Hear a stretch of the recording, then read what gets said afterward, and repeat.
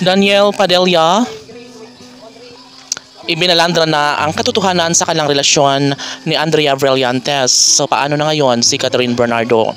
No, sobrang napakahirap talaga sundan at patutuhanan na kung ano man ang latest na sitwasyon sa relasyon ni Catherine Bernardo at Daniel Padilla.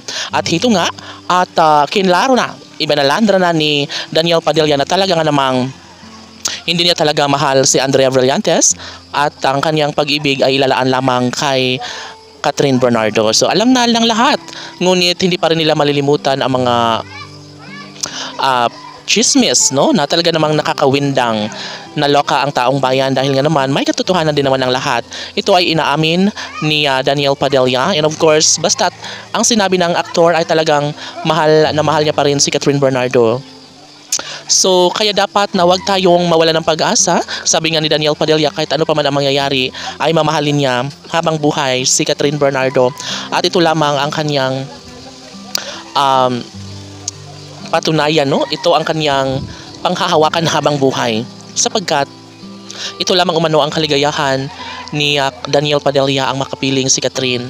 Ngunit sa ngayon ay umuugong pa rin ang kanilang issue ni Andrea Brillantes na baka nga naman ay naging playing safe lamang si Daniel Padilla sa ganitong sitwasyon.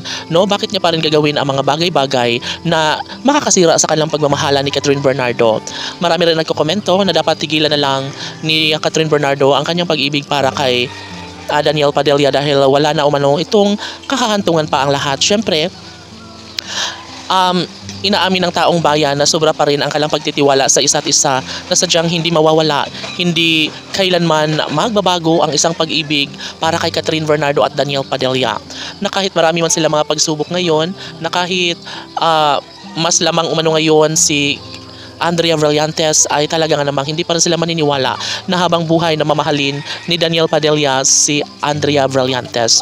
Syempre, lahat naman ay mangyayari sa tamang pagkakataon. Siguro nga ang lahat ng ito ay mga pagsubok lamang na talaga nga namang dapat napatunayan ni Daniel Padilla kung gaano niya kamahal si Catherine Bernardo. Of course, si Andrea Brillantes lamang ang magiging kasagutan kung talagang tuluyang tatalikuran ni Daniel si Andrea Brillantes, ay siguro manunumbalik na rin ang tamis at kilig ng pagmamahala ni Catherine Bernardo at Daniel Padilla. Syempre, hindi naman magwawagi ang kabiguan. Sabi nga ng taong bayan na mas nagugustuhan pa rin nila ang mga pangyayari ngayon dahil dito umano, at mas lalong tumitibay ang kanilang pagmamahalan, mas lalong nagkaroon ng maraming tsansa na magiging makatotohanan din ang lahat na tuluyang maangkin ni Daniel si Catherine. Laban!